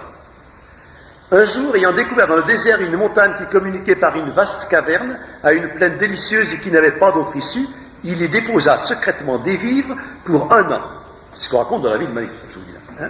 Il annonça alors à ses disciples qu'il allait monter au ciel, d'où il redescendrait après une année révolue pour leur apporter les ordres de Dieu, qu'il leur apparaîtrait alors près de la caverne dont il leur indiqua l'emplacement. Il s'y retira donc et y vécut seul pendant 1 an, occupé uniquement à peindre et à graver des figures extraordinaires sur une planche appelée Ertanki Mani. À l'époque convenue, il reparut aux environs de la caverne où l'attendaient ses disciples. C'est la région de Turfan, vous voyez, ses disciples. Il leur montra les planches qu'il avait réunies en un volume et leur affirma que ce gros bouquin venait du ciel. Tout le Turkestan embrassa sa religion de la lumière. Les communautés maniciennes se répandirent dans l'Europe de l'Asie centrale sous la protection des rois particides. elles établirent des églises monastères sous la direction des successeurs de Mani, les Bouddhas, les Saravanes, les imams, ils s'appelaient eux-mêmes imams, encore quelque chose d'islam. Chef suprême de l'église. Lui-même, Mani, après sa crucifixion, entre guillemets, est remonté jusqu'à la colonne de lumière, puis à la lune et au soleil, pour aboutir au pays du repos et de la joie, le nirvana, c'est dans ces textes même, vous voyez, l'éternel royaume de la lumière, qui est sa patrie retrouvée. Il est le sceau des prophètes, c'est pas Mohammed, le sceau des prophètes, c'est Mani, il est le sceau des prophètes, et l'apôtre de la dernière génération, c'est pas Mohammed, c'est Mani. Toutes ces expressions se retrouvent dans les manuscrits découverts à Tourfan. Il est l'imam, il est le sceau des prophètes, il est l'apôtre de la dernière génération, vous voyez, et il est retourné au nirvana. Faisant pas d'erreur sur le mot nirvana. Le nirvana, c'est le passage dans l'éternel royaume de la lumière, parce que c'est l'église de la lumière. Oui. Il faut d'abord faire la négation, la destruction de sa propre personnalité pour devenir être rempli du grand tout lumineux, pour entrer dedans. Oui, le nirvana, c'est le passage. Le nirvana. On passe par le néant pour rejoindre le royaume de la lumière. C'est très important ça. Le mot nirvana, le mot samkara, se trouve dans tous les textes manichéens. Oui, le samkara, c'est le passage de l'âme dans les différents corps. Oui, c'est une psychose. Oui, qui se trouve dans tous les textes manichéens découverts là-bas. Oui. Donc ces textes manichéens parlent de Mani en employant le langage des bouddhistes. Oui. Au cours de ses études sur le manichéisme, Henri-Charles Puech s'est rapproché peu à peu des conclusions que nous avons exposées, mais il ne les a jamais dites. Voyez, il a bien noté par exemple que le temple bouddhiste de Béseklik, dont j'ai les peintures, oui, situé près de Tourfan, était incontestablement manichéen. Il aurait pu l'affirmer de tous les autres temples de l'Asie centrale. Pourquoi il ne l'a pas fait? Parce que le temple de Béseklik nous a donné ses peintures et que les autres peintures n'existaient plus. Tout simplement. Vous voyez, M. von Lecoq a découpé les peintures de ce temple de Béseklik, les a emportées à Berlin, elles ont été détruites pendant la guerre, mais on a encore les photos. Et j'ai le manuel dans lequel les photos de ces peintures sont exposées. Ce sont des peintures manichéennes qui ornaient un temple bouddhiste. Vous voyez. Au cours de ses études sur les liturgies manichéennes, Puech a également remarqué progressivement leur rapport avec les rites bouddhiques, et il les a rattachés à l'enseignement de Mani. En effet, nous savons que les gnostiques, et donc les manichéens, enseignent que le cosmos est animé par un principe universel, l'âme du monde ou la lumière divine, que cette âme lumineuse parcourt l'ensemble des êtres qui constituent le monde et donne vie aux plantes, aux animaux. Chaque être vivant contient, enfermé en lui, une parcelle lumineuse de l'âme universelle. Chacun d'eux est donc sensible à la douleur et au plaisir. Cueillir un fruit, couper un légume, tailler un arbre, égorger un animal sont de véritables meurtres. L'agriculture, l'élevage sont criminels. De même, le mariage et la génération sont condamnés, car ils aboutissent à enfermer des parcelles lumineuses, les meilleures portions de la divinité universelle, dans des corps qui les retiennent captifs. Cette idée extravagante, mais logique dans son absurdité, est avec la réincarnation commune aux gnostiques, aux manichéens et aux bouddhistes, leurs successeurs et héritiers. À partir de là, on doit comprendre l'attitude du moine bouddhiste, représenté accroupi à terre, son bol de nourriture à la main. Les élus, les purs, les cathares, prennent leur repas en commun une fois par jour. Ils ne mangent qu'une fois par jour, les chefs bouddhistes. Avant de manger, ils se retirent à l'écart et adressent aux aliments cette prière. Aux aliments cette prière. Ce n'est pas moi qui vous ai moissonné, qui vous ai moulu, je ne vous ai point pétri, je ne vous ai point fait cuire, ainsi je suis innocent de tous les maux que vous avez soufferts. Puis ils se tiennent debout ou assis, leur bol de nourriture qui est un vase sacré à la main. Puis, selon un cérémonial bien réglé, ils commencent à manger. Ils prétendent que, pendant la digestion, l'âme divine, enfermée dans la matière, se délivre et s'envole de leur estomac pour remonter au ciel et se réunir à sa source. Ainsi croient-ils tirer des ténèbres de la matière le Dieu lumière prisonnier. Leur mendication est un acte sacré. Vous voyez, leur bol est un vase sacré. C'est pour ça qu'ils sont sculptés comme cela. Vous voyez. Puis ils accordent le pardon aux catéchumènes charitables qui avaient bien voulu leur préparer leur pitance. L'aumône alimentaire est en effet une offrande sainte, parce que le moine bouddhiste ne doit jamais faire autre chose, manger que ce qu'on lui apporte. Vous voyez. puisqu'il ne doit pas toucher une plante ni du tout. Charles-Henri Buèche a également comparé le manuel de confession des moines bouddhistes avec les manuscrits découverts en Asie centrale. Il en a conclu qu'ils étaient calqués sur le même modèle. Les élus manichéens faisaient aveu de leurs péchés devant leurs frères assemblés tous les lundis. Les moines bouddhistes le font tous les 15 jours. Le lundi, selon le même formulaire, avec la récitation du Patimokkha, qui est l'aveu des fautes. En fait, les fautes des moines se ramènent toutes au refus de la lumière et de la connaissance, de la gnose. C'est le mot connaissance et gnose qui apparaît tout le temps. Enfin, la position accroupie du moins s'explique par le désir de prendre la position de l'enfant dans le sein de sa mère. Il s'agit de se recueillir en soi-même pour se préparer au retour dans la terre originelle, dans l'utérus primitif d'où sont sortis tous les êtres, de manière à hâter la mort qui délivrera l'âme lumineuse enclose dans la matière du corps. Nous comprenons bien ainsi que les principaux rites de la liturgie bouddhiste ne prennent un sens intelligible que si on se réfère à l'enseignement de Mani.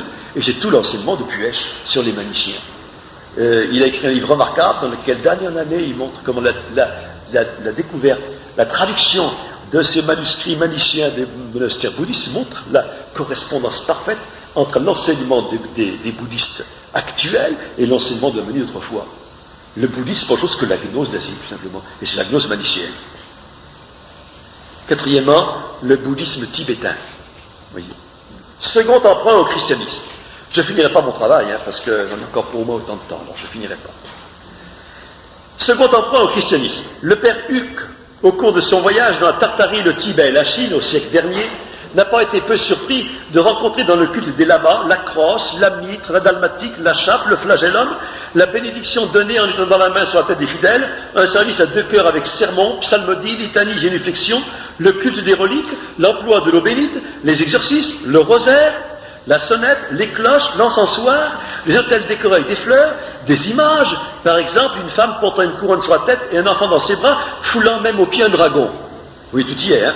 Il a reconnu également une description figurée d'un vrai purgatoire où les démons tourmentent les défunts dans des cercles qui rappellent l'enfer de Dante.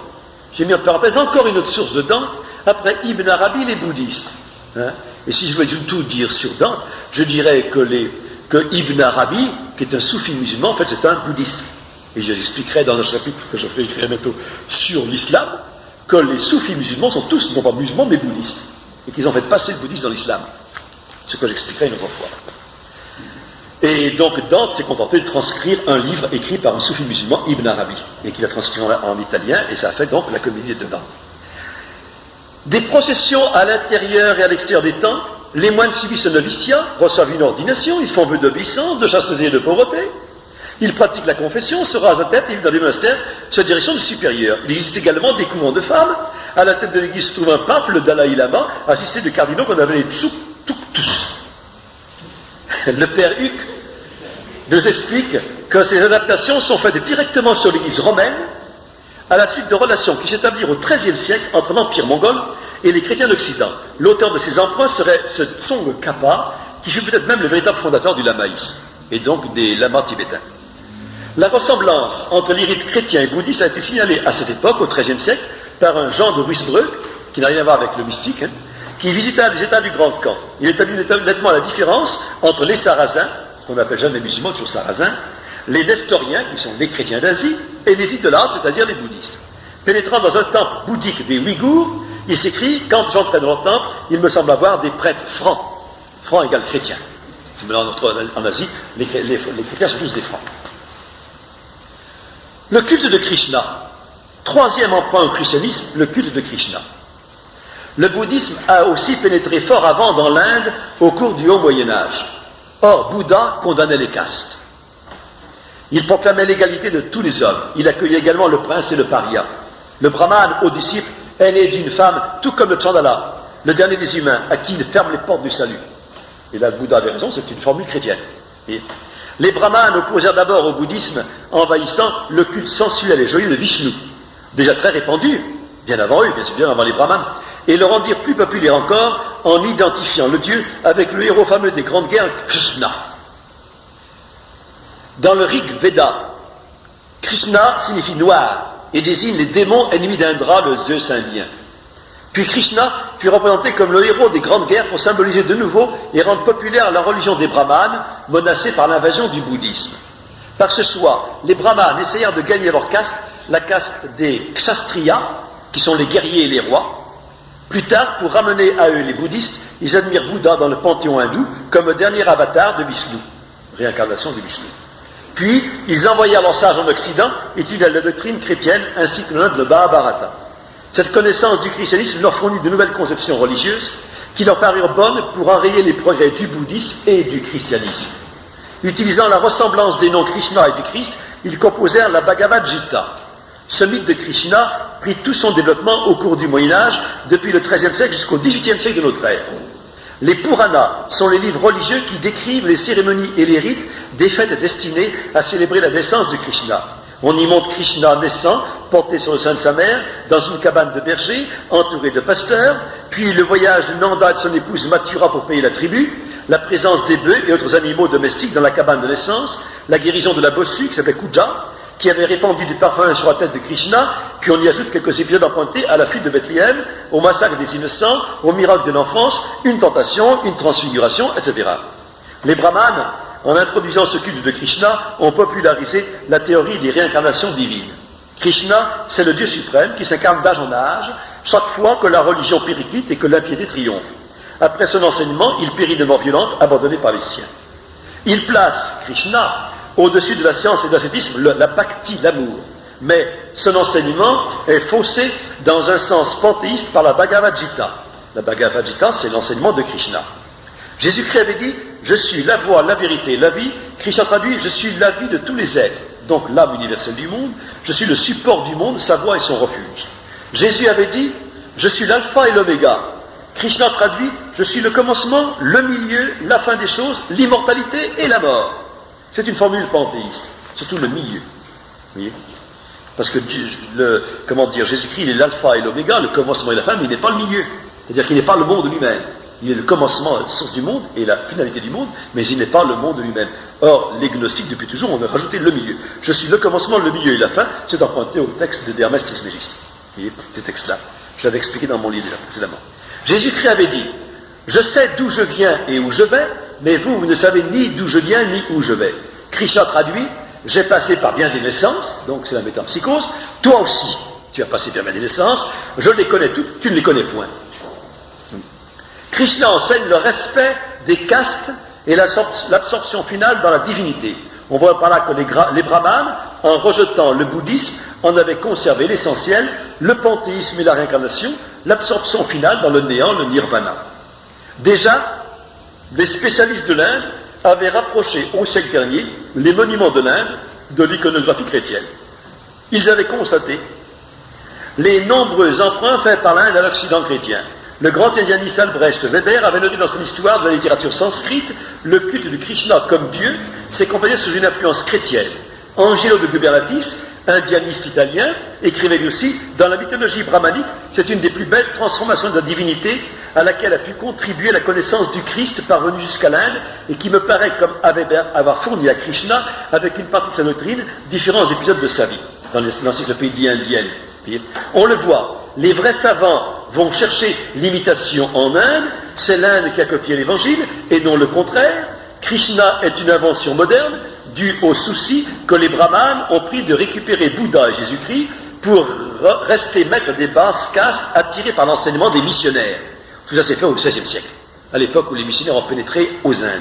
Enfin, on a prétendu récemment que les hindous connaissaient la Trinité. Or, cette conception est tardive chez les brahmanes. Elle remonte seulement aux Puranas, écrits au cours du Moyen-Âge, et imitée du dogme chrétien défiguré, comme le dit très exactement Angelo de Gubernatis. Ils ont admis Vishnu et Siva dans un groupe suprême où ils ont introduit leur Brahma.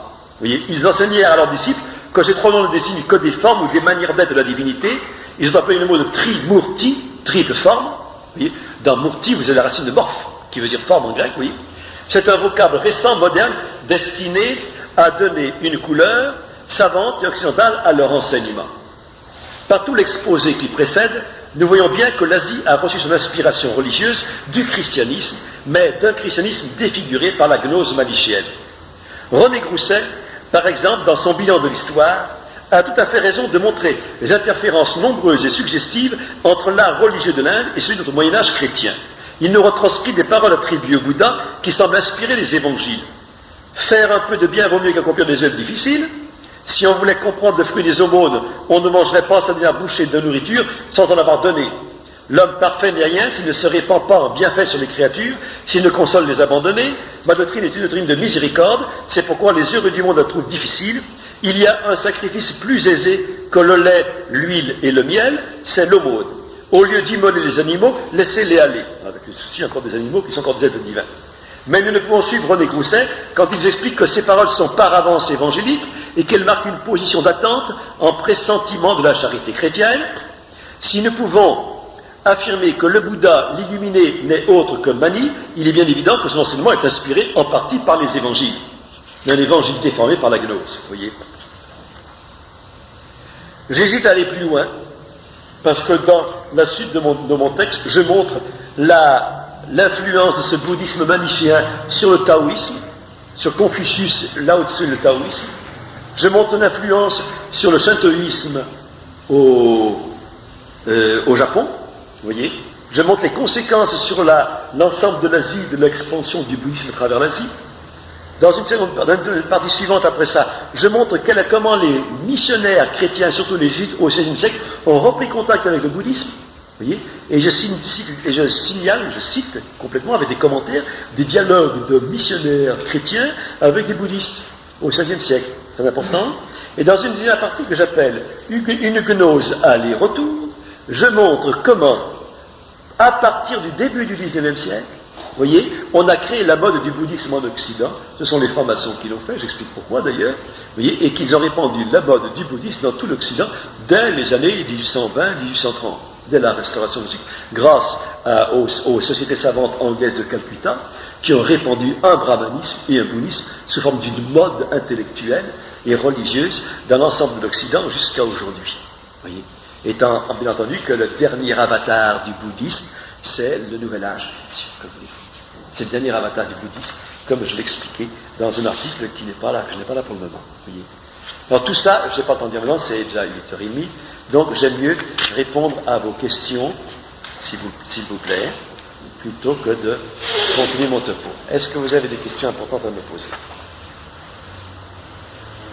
Ah ben j'aimerais que ça vienne quand même, autrement j'ai perdu mon temps. Quelle est l'inspiration du livre des morts? Comment? À quoi rattache l'inspiration du livre des morts? Le livre des morts égyptien? Tibétain. Ah, tibétain, je ne le connais pas. On y trouve quoi dedans? Oui. Oui, mais ça, donc si l'enfer de la c'est d'origine chrétienne, hein? D'inspiration chrétienne au Moyen-Âge. Oui, certainement. Bien sûr, puisque tout le bouddhisme tibétain a été tout recomposé par des missionnaires chrétiens qui sont allés là-bas. Je n'ai pas bien compris comment. Enfin, le père Huck lui-même qui en parle longuement dans ses récits de voyage, là-bas, lui-même ne voit pas. Il n'a plus le résultat. Il peut penser que ces missionnaires voulaient convertir par les rites les bouddhismes au christianisme. Ce missionnaire n'a pas bien compris la différence qu'il y a entre le bouddhisme et le christianisme aussi, hein, qu'il a pu retrouver au Tibet des chrétiens, alors que c'était quand même des bouddhistes et pas des chrétiens.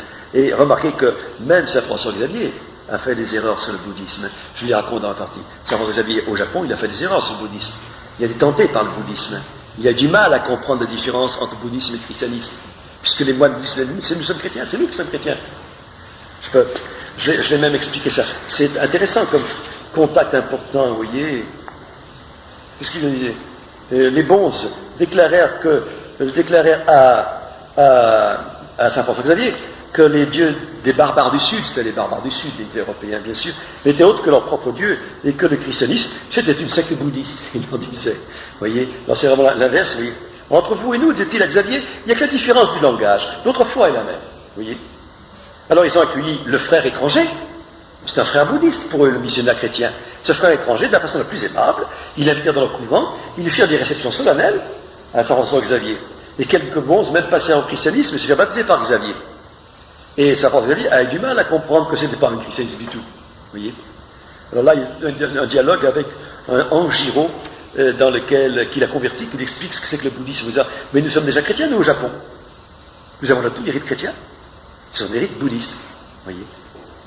Et très souvent, plusieurs fois, aux Indes, la même chose, des missionnaires, quand ils arrivent au départ aux Indes, j'ai aussi des renseignements par le Père Land qui raconte l'Inde sacrée, que les missionnaires, lorsqu'ils arrivent aux Indes, ils ont l'impression de se trouver pas dans les temples Shiva, etc., mais dans les temples bouddhistes, quand il y en reste encore, se pourrait se trouver dans des rites et des attitudes chrétiennes. C'est donc bien que ça vienne du christianisme, tout ça. Donc là, c'est un autre problème que je pourrais... Oui, là-bas.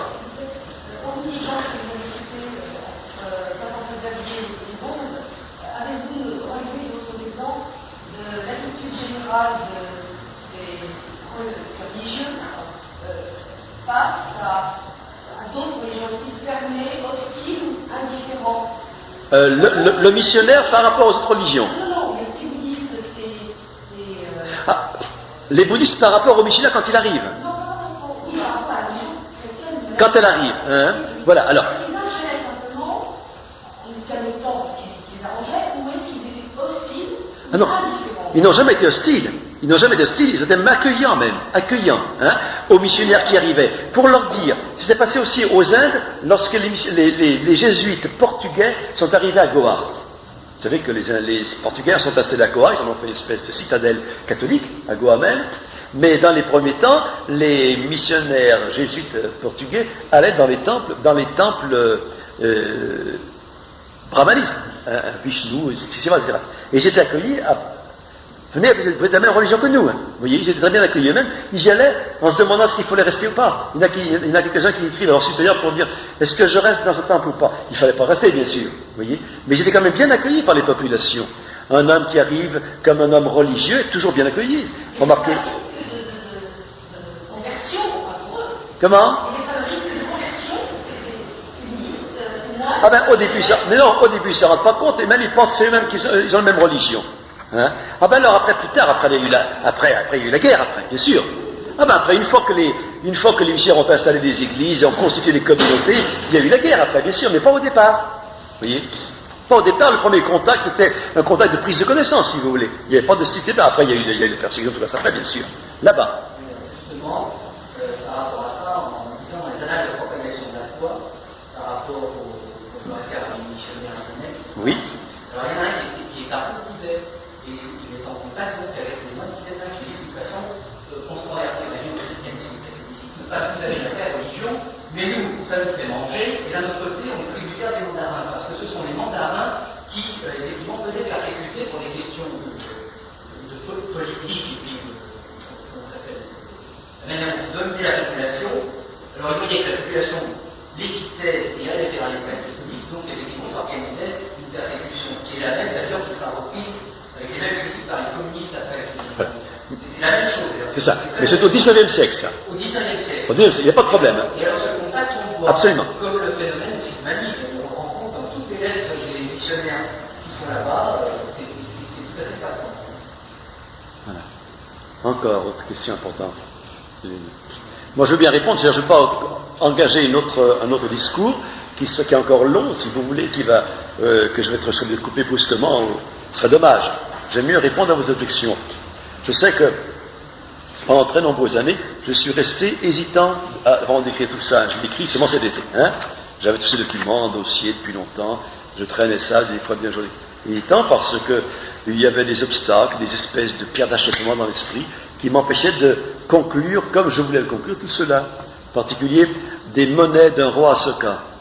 Les monnaies d'un roi Asoka qui portaient le roi Asoka d'un côté puis le Bodo de l'autre, c'est pas donc le Bouddha, vous voyez, et qu'on attribuait au IIIe siècle avant Jésus-Christ, en disant que le roi Asoka a vécu au IIIe siècle avant Jésus-Christ. Jusqu'au jour où j'ai vu dans un article de revue un érudit qui me disait mais c'est pas vrai, les rois Asoka c'était le nom général pour les rois des pays cités pas, et il y en avait jusqu'au IVe siècle après Jésus-Christ. Alors l'attribution de la pièce de monnaie à telle époque, c'était faux. Il y a encore aussi un discours d'un Milanda. Un discours de Milanda dans lequel le roi Milanda se convertit au bouddhisme parce qu'il est par un disciple du Bouddha, n'est-ce pas? Alors, les érudits ces derniers ont attribué ce roi Milanda au roi Ménandre, qui est un roi grec là-bas de Bactriane, qui a réuni au IIe ou IIIe siècle avant Jésus-Christ. On a attribué ça. Alors je dis, évidemment, si le roi Ménandre était déjà bouddhiste, ça m'est difficile de raconter que le Bouddha a vécu 4 ou 5 siècles plus tard, n'est-ce pas? Vous voyez? Jusqu'au jour où j'ai vu en note, dans un article de revue, c'est pas tel érudit qui a étudié la question, il dit, ce texte de Milanda, mais il est du 6e siècle après Jésus-Christ, et ce Milanda n'a rien à voir avec le roi Ménandre. Alors, le premier qui a dit ça, c'est le roi Ménandre, il a inventé, tout simplement, parce qu'il ne peut pas savoir, mais c'était pas vrai. C'est pas? Il l'a quand même inventé. Et puis il a affirmé avec force, comme si c'était une vérité certaine, définitive, qui est mise dans les dictionnaires, dans les encyclopédies, tout le reste. Vous voyez? Alors on invente une affaire, on l'écrit noir sur blanc, ça devient une vérité certaine, c'est recopié dans tous les manuels, hein, jusqu'au jour où il y a un gars qui dit, mais qu'est-ce que vous avez pris là, vous avez pris ça? Vous voyez? Et encore pour pouvoir dire où est-ce que vous avez pris ça, il faut étudier de près. Donc il y a des falsifications systématiques là, qui remontent déjà au début du 19e siècle. Vous voyez, on a le sentiment qu'il y a eu des érudits là-bas dans la société de Calcutta qui ont fabriqué un bouddhisme comme ils le voulaient, de manière à l'opposer au christianisme. Dans un livre écrit sur le bouddhisme par un monsieur Alfred Roussel, qui était professeur à l'université de Fribourg en Suisse, dans les années 1902 ou 3, voilà. Vous voyez, il relate une conférence faite par Ferdinand Brunetière, qui était un grand spécialiste de littérature, si vous voulez, professeur de littérature à l'époque, qui écrivait des livres pour essayer de faire une espèce d'apologie du christianisme, parce que c'était un ancien rationaliste converti, Ferdinand Brunetière. Et alors, il pose le problème du bouddhisme.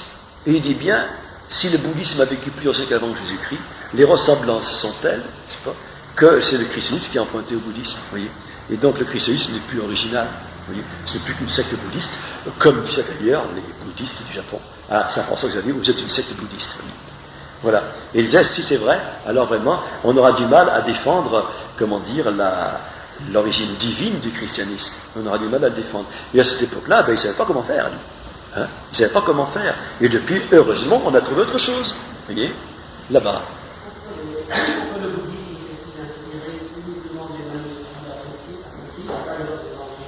Voilà. C'est le cas de toute la gnose.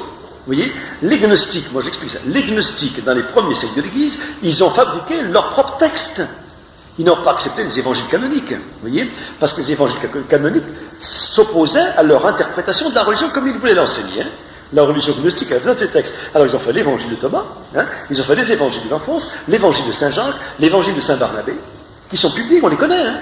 Ce sont les évangiles apocryphes qui ont été publiés, qu'on connaît très bien, qui sont des évangiles gnostiques, dans lesquels on a réécrit la vie du Christ de manière à la faire correspondre, bien sûr, à l'enseignement des gnostiques. Vous voyez, le cas de l'évangile de Thomas est merveilleux, parce qu'il a été exposé en détail par Jean d'Orès, c'est pour ça que je m'en étais servi, montrer comment on emploie les paroles propres de Jésus-Christ, les réelles, hein, celles qui sont des canoniques, et on leur fait dire le contraire de ce qu'ils disent. Vous voyez, par toute une espèce d'interprétation symbolique qui est rajoutée par derrière.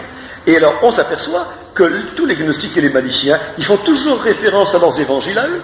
Mani, il fait des références aux évangiles gnostiques, mais les 4 évangiles canoniques sont exclus. On le verra de la même façon pour l'islam. Hein. Tous les emprunts faits par le Coran à l'évangile sont empruntés à l'évangile de Jacques, à l'évangile de Saint-Barnabé et à l'évangile de l'enfance. Et c'est aux mêmes évangiles que les maniciens ont emprunté leurs emprunts. Oui. On va voir là. On va voir, moi, je n'ai pas encore rédigé mon texte, je ferai cet été, je pense, c'est quand même pas mal de documents. On va voir là qu'il y a une nouvelle origine de l'islam qui n'est pas bien connue. Mais je sais qu'actuellement, Bruno Bonema travaille dessus et qu'il a déjà remarqué tout ça. Vous voyez, que le rédacteur du Coran, c'est aussi un moine, c'est un moine syrien, c'est écrit en Syrie, mais pas du tout en Arabie. Vous voyez, fait pour les Arabes qui vivaient en Syrie. Vous voyez. Alors ça, c'est une chose qu'on expliquera, oui.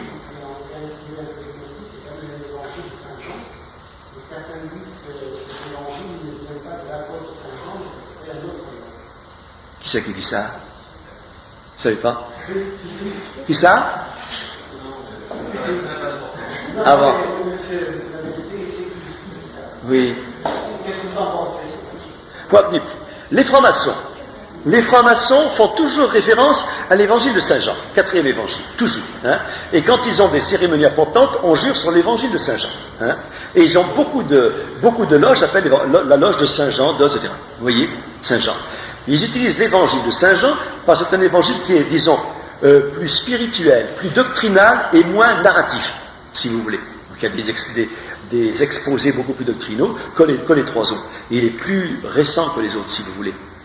En particulier, tout le prologue de l'évangile de Saint-Jean est une dénonciation des gnostiques. Vous voyez, on voit très bien l'opposition aux gnostiques. Et alors, c'est intéressant de noter ça, hein, qu'eux ont vu dans cet évangile-là la possibilité d'en donner une interprétation mystique qui leur permet de faire passer leur symbolisme maçonnique. Vous voyez ? Alors, c'est pas étonnant que des groupements d'origine, parce que les groupements manichéens modernes sont d'origine maçonnique, si vous voulez, hein, et la franc-maçonnerie n'est jamais que l'héritière de Mani, ici, eh bien, utilisent cet évangile-là. Mais quand il s'agit des manichéens de l'époque, c'est pas vrai du tout. Les manichéens de l'époque, ils avaient leurs évangiles à eux, et les quatre évangiles catholiques, ils ne les connaissaient pas. Ils les avaient rejetés, ils ne les connaissaient pas. Ah voilà, c'est tout le problème. C'est tout le problème de Mani qui se dit, je suis la réincarnation du Saint-Esprit. C'est ce qu'il dit. Du Paraclet, hein. Du Paraclet, vous voyez. Alors, qu'est-ce que vous voulez? Il y a ce qu'il dit, et puis il y a la vérité. Et quand on dit, je suis la réincarnation du Saint-Esprit, il ne faut pas se prendre pour n'importe qui, hein. Il va. C'est tout un peu gros, si vous voulez. D'autre part, nous savons très bien, par la révélation chrétienne, que l'annonce de la descente du Saint-Esprit, c'est la Pentecôte. Hein? Elle a déjà eu lieu un certain jour. Vous voyez? Celui qui vient après, plusieurs siècles plus tard, dire le Saint-Esprit c'est moi, eh ben, il faut une dose d'orgueil prodigieux. Hein? Comment on rentre dans les faux prophètes? Alors vous direz, il peut bien dire je suis le Paraclet revenu sur terre, je suis la réincarnation du Paraclet, c'est que dit Mani. En fait, c'est pas vrai. Donc, il y a bien une inspiration satanique là. Vous voyez? C'est évident, je ne sais pas, tous les faux prophètes sont forcément inspirés par des démons, ils ne veulent pas être inspirés par Jésus-Christ quand même. Autrement, ce serait absurde si vous voulez. Il y aurait une contradiction fondamentale. Et vous êtes revenu aussi en nous-mêmes pour retrouver un peu Dieu. Alors, non, c'est un peu la même attitude qu'a fait Saint Jean d'Acroix. attends, mélangeons pas les choses. Le nirvana, j'ai dit, le retour au nirvana, ce qui veut dire anéantissement, n'est jamais que la porte pour retrouver le royaume de la lumière. Vous voyez? J'avais expliqué le stauros. Hein. La croix chez les gnostiques, c'est pas la croix latine, c'est le tout. C'est le tout. C'est le stauros. Ils le mettent entre le 7e et le 8e ciel, puisqu'il faut remonter les éons de manière à remonter au 8e ciel, qui est l'ogdoade. Alors, à l'hebdomade et l'ogdoade, ils sont séparés par le tau. Le tau, c'est le stauros, ça veut dire la limite. À cet endroit-là, on rejette son corps de pourriture, on devient pur esprit, et on rentre dans le royaume de la lumière en se fondant dans l'esprit universel. C'est ça, hein? Donc le nirvana n'est qu'un passage, c'est le retour à la lumière. Mais retour à la lumière dans lequel on se fond dans le domaine de la lumière, dans le grand tout cosmique, c'est le panthéisme, si vous voulez, et on n'a plus de personnalité, on l'a perdu complètement. Hein? Ça, c'est l'enseignement de tous les gnostiques, c'est l'enseignement de Mani, et c'est l'enseignement des bouddhistes, qui l'ont repris à Mani. Saint Jean de la Croix ne dit pas du tout ça du tout. Hein? Il ne prétend pas du tout qu'il faut perdre sa personnalité, perdre sa volonté ou son intelligence personnelle, de manière à ne devenir plus qu'une espèce de magma dans un Dieu cosmique, absolument pas. Vous voyez? Ça n'a aucun rapport, même s'il y a des formules, des textes, des phrases qui paraissent ressembler au bouddhisme. Vous voyez? Elles ne ressemblent qu'en apparence, parce qu'en réalité, elles ne donnent pas du tout le même enseignement. Hein, vous êtes bien d'accord là-dessus? Là, il faut faire attention à ces choses-là. Hein? Parce qu'aujourd'hui, vous avez des néognostiques qui vous emploient les formules mystiques de Saint Jean de la Croix, Sainte Thérèse d'Avila et compagnie pour vous faire pénétrer la gnose elle-même panthéiste, vous voyez, dans l'esprit, et qui s'en servent avec un art remarquable. Vous voyez, j'ai déjà plusieurs fois ça. C'est une chose à laquelle il faut faire attention aussi. Vous voyez? Qu'est-ce que ça fait la croix orientale? Ah ben non, la croix des Nestoriens, c'est une croix avec 4 branches quatre taux, c'est ça, oui, si vous voulez, oui. Si vous voulez, c'est quand même une véritable croix, hein. C'est la croix grecque ressemble. Ça n'a rien à voir avec ça, non, absolument pas. Pas avec le taux, le stauros des gnostiques. Par exemple, dans une basilique gnostique, chrétienne gnostique à Rome, vous voyez, Jérôme Carcopino a écrit cette basilique. C'est une basilique souterraine, une hypogée gnostique à Rome, tenue par des adorateurs du serpent, hein, qui s'appellent les Naasènes, Ophitunacènes, dont j'ai mis une image dans mon premier livre. Mais une autre que je n'ai pas mise, il y a une croix. Il a une croix latine. Alors, les érudits qui ont vu ça disent, mais ça c'est une hypogée chrétienne, puisqu'il y a une croix. Mais cette croix, elle n'est pas comme devant au milieu, elle est sur le côté et en hauteur. Et Jérôme Carcopino, qui connaissait bien l'enseignement des gnostiques, a dit, ça c'est le stauros. Toujours sur un côté, en hauteur. c'est-à-dire entre du 1er au 7e siècle et le 8e. N'est-ce pas passé? Toujours sur le côté en hauteur. Si vous regardez aujourd'hui un certain nombre d'églises, vous avez cette croix, non pas au milieu fixe, mais sur le côté, un peu en hauteur, avec un plan incliné. Avec un plan incliné. Je l'ai vu, l'église de Point du Jour. Je l'ai vu, l'église Saint-Sacrement. Ce symbole-là. Vous avez une croix latine qui est posée sur un côté, à gauche en général, avec un grand plan incliné pour monter dessus. Eh bien, ça, c'est un thème gnostique. C'est le thème du Stauros, si vous voulez. Comment? C'est l'influence, bien sûr, des modernistes qui sont des gnostiques, n'est-ce pas, qui cherchent à mettre dans les églises des symboles gnostiques, comme celui-là. Le fait de mettre la croix sur le côté, et non pas au centre de l'autel, sur le côté. Ça, c'est protestant. Les protestants le faisaient déjà depuis longtemps, ça. Vous avez ici le retour du Stauros, la disparition de la vraie croix, et le Stauros sur le côté. Ça, c'est un thème gnostique depuis toujours. La croix. Alors la croix gammée existe là-bas. Alors la croix gammée, c'est autre chose. C'est pas une croix du tout. C'est pas une croix du tout, la croix gammée. C'est la roue. C'est la roue. C'est la roue universelle des choses. C'est-à-dire que là, il y a deux croix gammées. Le gamma à droite, qui tourne dans un sens, et puis la croix gammée à gauche. Qui ont deux noms différents d'ailleurs, qui tournent dans un sens. C'est la roue. C'est la roue de la réincarnation. C'est le symbole de la réincarnation chez aux Indes. Vous voyez. Alors des croix gammées, il y en a eu partout. Il y en a eu même dans les catacombes chrétiennes, il y en a eu en Égypte, il y en a eu partout. L'origine de la croix gammée, c'est pas une croix, en tout cas, c'est pas du tout une croix chrétienne, absolument pas. Alors l'origine, je sais pas, je saurais pas vous dire. Peut-être que vous savez quelque chose. On a vu dans la civilisation très loin, sur les assiettes et les représentations, on voit effectivement, alors, inversé par rapport à la swastika. Oui, il y a les deux, oui. Effectivement, donc très souvent, on a des représentations des jeunes femmes qui, on a l'impression qu'elles font.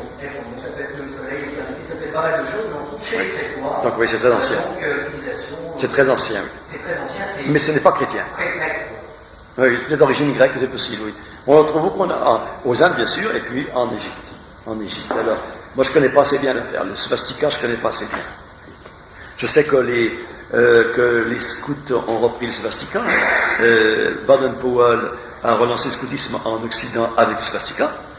Les plus anciens manuels comportent la croix gammée. Tous, vous voyez, la croix gammée est d'origine scout, donc d'origine hindoue.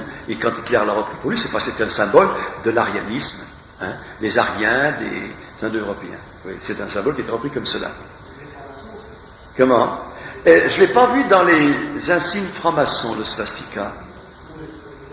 Ah, Baden-Powell était franc-maçon, bien sûr, oui. Ah oui, je ne l'ai pas vu dans les insignes francs-maçons du XVIIIe siècle. C'est là que c'est intéressant. Mais on le trouve au XIXe siècle, seulement au XIXe siècle, ce sont les francs-maçons eux-mêmes qui ont inventé le néo-bouddhisme pour nous l'imposer au cours de tout le XIXe siècle et le XXe siècle, n'est-ce pas?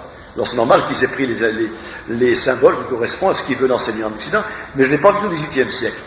Au XVIIIe siècle, le contact n'avait pas encore été repris avec le bouddhisme et le brahmanisme chez les francs-maçons.